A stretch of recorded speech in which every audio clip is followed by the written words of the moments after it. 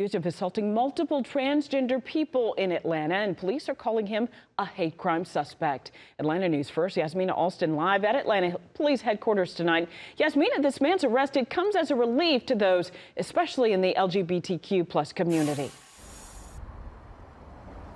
It does, and the executive director of Georgia Equality says this police department has a strong history of taking these hate crimes seriously. Let me see your hands. Show me your hands. Get on the ground. This body camera footage shows the moments Atlanta police took Michael Boykin into custody. The 28-year-old is accused of multiple assaults on transgender individuals in the city. He was arrested near a shopping plaza on Ponce de Leon Avenue.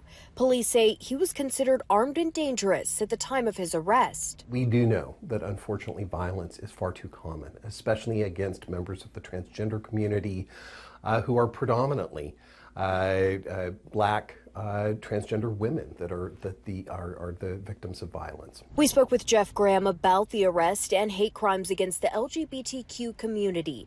Graham is the executive director of Georgia Equality and says in 2023 there were an estimated 2,800 reports of violence nationwide against those in the LGBTQ community. According to him, almost 600 of those crimes were against transgender individuals.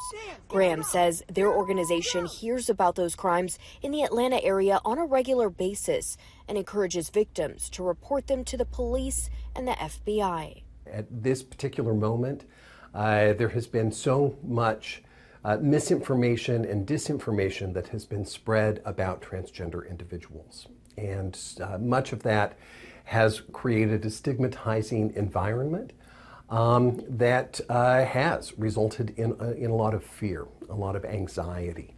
And I hope an arrest like this will go a long way towards easing some of those concerns that individuals have.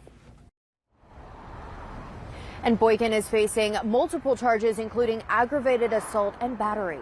Live in Atlanta, Yasmina Alston, Atlanta News First.